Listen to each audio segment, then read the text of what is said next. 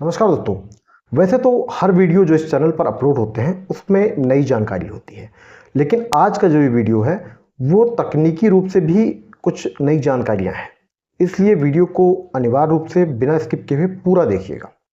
Friends, आप सभी को पता है कि देश में 1 जुलाई 2024 से 3 नए कानून लागू होने वाले हैं, जो कि पूरे देश में एक साथ लागू हो रहे हैं और ये वर्तमान में प्रचलित 3 कानूनों का स्थान लेंगे।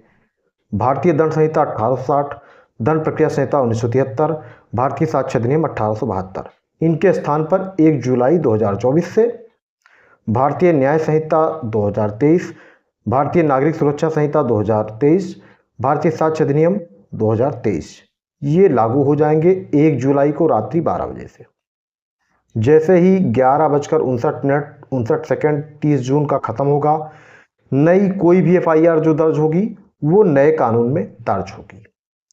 अब इसमें जो तकनीकी रूप से जो समस्याएं आने वाली हैं और जो गलतियां लोग करने वाले हैं, कोई भी पुलिस पर्सन से लेकर एडवोकेट तक, हो सकता है कोर्ट में भी कुछ गलतियां हो जाए। वैसे आशा की जाती है कि ऐसा नहीं होना चाहिए, लेकिन फिर भी संभावनाएं रहती हैं, इनसे इनकार नहीं किया जा सकता है।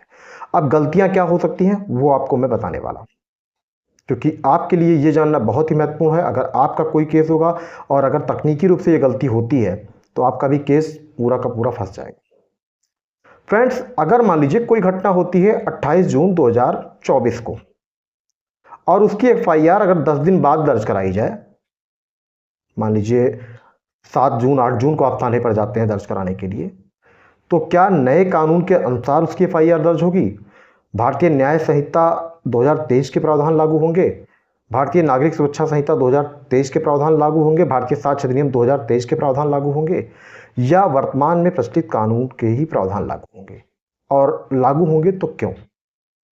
फ्रेंड्स, दांडिक विधि यानी आपराधिक विधि में कोई भी भूतलक्षी प्रभाव नहीं होता है, रेट्रोस्पेक्टिव इफेक्ट इसका नहीं होता है। मतलब जिस दिन से अगर कोई कानून लागू होता है उसी दिन से उस पर जो सजा होगी, उसके जो प्रावधान होंगे उस दिन से लागू होंगे। उसका कोई भूतलक्ष्य यानी पास्ट में इफेक्ट नहीं होता है।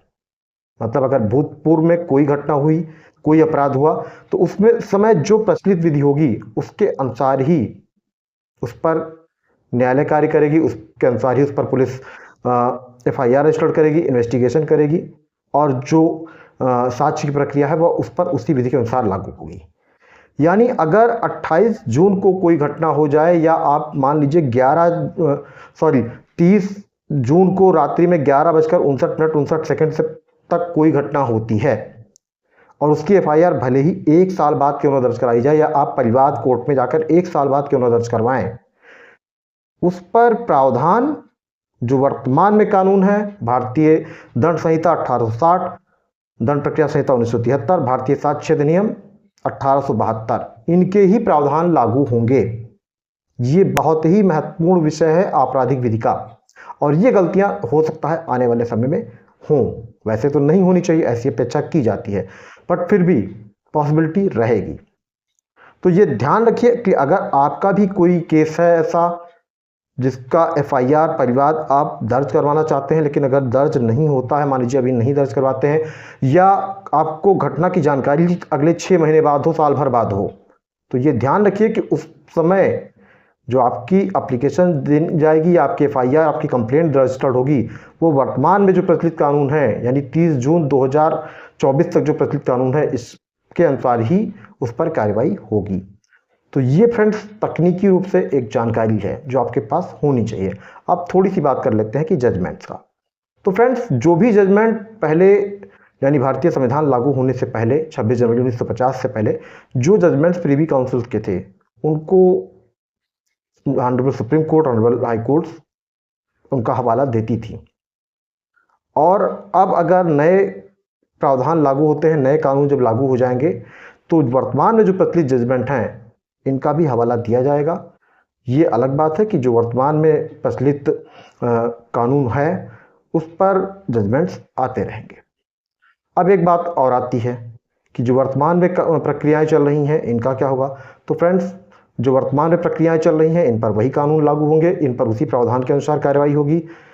जो भी FIR रजिस्टर्ड हैं, जो भी इन्वेस्टिगेशन अभी प्रचलित है, इन पर पुराने कानून के अनुसार ही कार्रवाई होगी।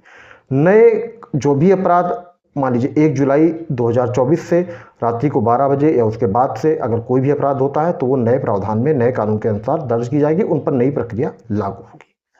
तो आज का ये वीडियो आपको कैसा लगा कमेंट करके बताएं, और जानकारी महत्वपूर्ण लगी हो तो वीडियो को लाइक करके चैनल को सब्सक्राइब करके नोटिफिकेशन बेल को जरूर प्रेस करके रखें, ताकि जो भी वीडियो चैनल पर अपलोड किए जाते हैं उनका नोटिफिकेशन आपको समय से मिल सके और ऐसी महत्वपूर्ण जानकारियों से आप जुड़े रह सकें।